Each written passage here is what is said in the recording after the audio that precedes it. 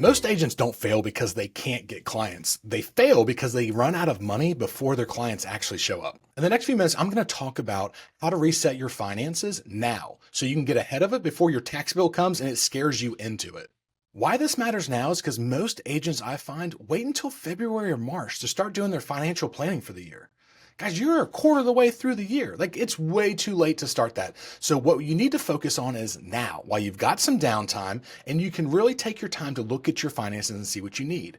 When the slower months hit in Q1, you need to have those guardrails on there because that dip hits, you need to have that in place. What I find oftentimes is when business slows down, which it normally does in Q1, and if you're a newer agent to the business or even been in it 10 years, you haven't gotten used to that first quarter slump. You think you're going to come out slinging, and you will. You're going to find business, you're going to list houses, but they may not close at that time. So you're going to be expending a lot of money. And you're going to feel like you're not having closings. And some telemarketer is going to call you and say, hey, I've got leads, pay me $500 a month and I can get you business, which most likely won't work out. So again, those guide rails are going to help you make those decisions, but you've got to do it when you're in a place of necessity, not scarcity. So now is the time to kind of place this out. Over the last 20 years, I have been a front row passenger to my own journey and hundreds of other agents' journeys when it comes to their financial planning. And there's three things where most agents have huge leaks in their budget. One is taxes. Agents just don't withhold enough consistently, or they stop. They think they have enough. Here's a little news flash. You'll never have enough. So here's what I recommend on this. When it comes to taxes, you need to put 30% aside. Every single check, put 30% aside in a separate bank account. That is no longer your money. That is the government's. You're just holding till you have to pay them. And at the end of the year or quarterly, whatever you do with your CPA, there's your little hint to go get one, you can pay that bill. And anything left over now becomes yours. But I've seen so many agents have a very good first, second, third quarter. They don't have a fourth quarter, and they don't have a good fourth quarter, and they quit putting money aside. Well, guess what? That fourth quarter is what makes them have a huge tax bill. I see it every year. Make sure you're putting enough tax money aside to do that.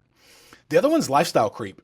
Y'all had a really good month and go buy yourself something super fancy, maybe a Rolex, maybe a nice new car, and you're not thinking about the low months. And I'm talking from personal experience here, by the way. But that income jump, those lifestyle creeps can really, really mess you up.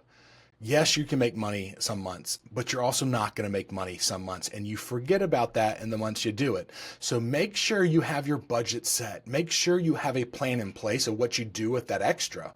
So that way you don't increase your expenses just because you had a good month. And also, I don't think agents see enough into the future. There are unexpected expenses you're going to run into. They're going to happen. Whether it's you forgot that your realtor dues are coming, or you actually got holes in all four tires because you were showing new construction last week. Stuff jumps up and it smacks you in the face. And when that happens and you don't have money set aside, you dip into what you have. Maybe it's your tax money, maybe it's your retirement, and it really hurts you and your business. So make sure you're planning for those unexpected expenses. So step one, I would recommend opening 3 or 4 or even 7 bank accounts. Yes, the people at the bank are going to think you're kind of crazy, but it works. This is some of the best advice I got when I was starting out. And it allowed me to put money in different accounts as I got commission checks. So go open the accounts after you've decided how you want your money to go. 1, taxes. If you like to tithe, open one for tithing or charity if you want to give money away. Operating for your personal operating account, and then your business operating account. I went a couple steps further. Back when I was 22, I had one for my truck, I had one for my mortgage, and I had one for actually fun, I think. Yeah, I had one for fun. The reason I did this, I went in and then put in percentages. 10% to tithing, 30% to taxes, 20% to my business, 5% for fun, 10% to my truck. And at the end of the day, it obviously all added up to 100%. But what it allowed me to do is in the really good months, I had 3 or 4 closings. I knew I could pay my truck bill for the next 6 months and not have to worry about it. It gave me a peace of mind that allowed me to operate with some consistency and a good night's sleep, to be honest with you. When you do this, every single check, you just put it in your little spreadsheet calculator and it shoots it out. There's nothing fancy to it. And as you're going along, if these numbers don't work out for you and you need to increase your take home, increase that percentage and reduce it from somewhere else. Eventually you'll find a formula that works for you, but it really helps separate you from scarcity to actually working with a good, decent profit. Step 2 is you need to build your 90-day cushion.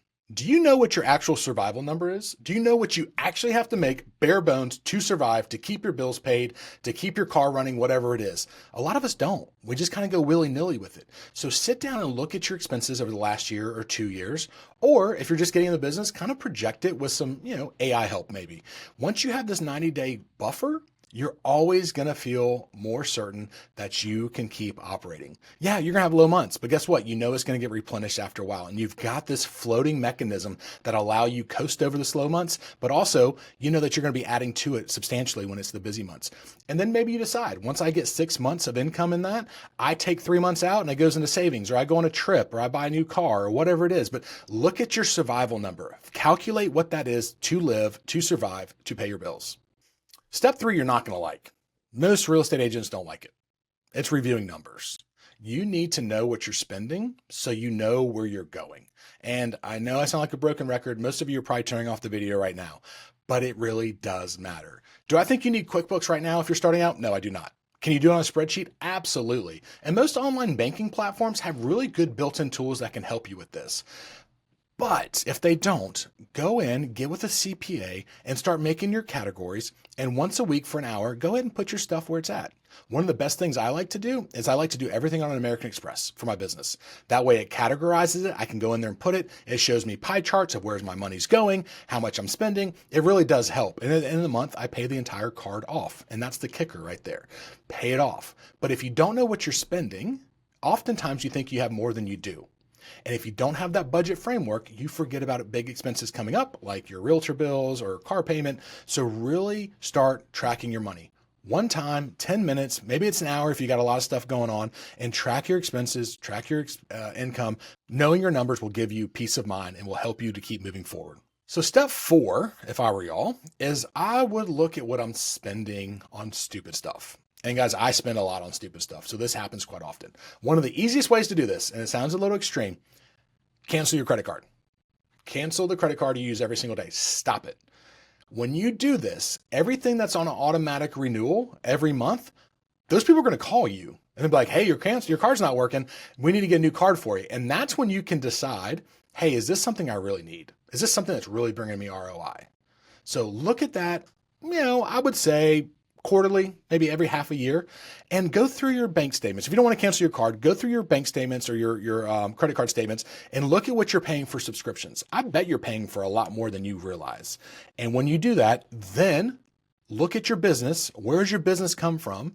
And has this helped you get that business? Oftentimes it doesn't. Or maybe it's one deal, but you're spending $6,000 a year on this one product to get one deal. Did you really need it? Maybe, maybe not, but that's for you to decide. But you have to be able to look at it consistently to know if these subscriptions are really helping you out. So keep the ROI, cut the fluff, quit paying for stupid shit. I'm one to be speaking here, but it does add up very, very, very quickly. And the last step is going to be the hardest step. You've actually got to make sure your math balances out. Let's say your goal this year was to do 20 transactions. Maybe it's $100,000 and take home. Okay, great. Now go do the back math. Can you actually live off that $100,000? Can that actually pay all of the bills that you need to do and pay your taxes? I find oftentimes when agents do this, they realize that they're in a shortfall.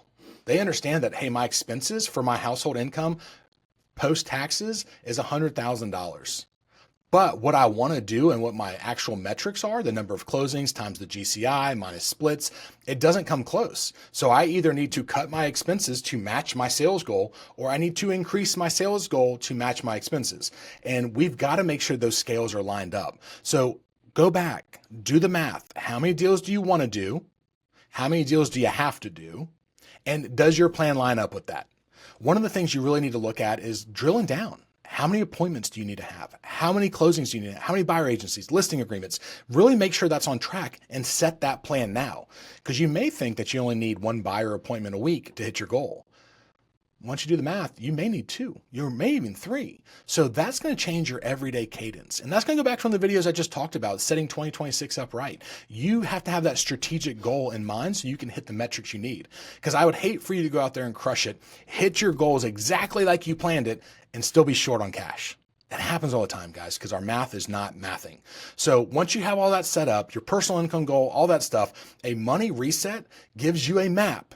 and not just vibes about your business. It gives you a plan that you can dictate what happens or doesn't. So guys, you don't need to reset your budget after damage has been done. Get proactive, look at it now before the new year happens. Waiting to March can really kill your momentum. It can really take the wind out of your sails and get you kind of in a depressed mood. So remember, Q1 closings are often light. That's going to happen.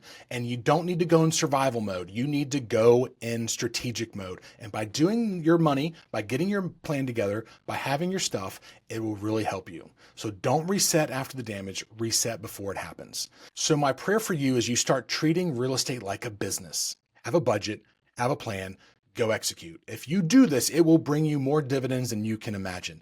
But if you don't and you work in reactionary mode all the time, it will treat you really, really horribly. So I'm wishing you the best of luck in 2026. I hope you get your finances in line. If you do something different that works, I'd love to hear about it because I'm talking to agents all the time and what I'm saying may not work for them. And if you want help with this, let me know. I'm happy to talk it through with you. Anything I can do to help you in the real estate community is something I would love to do.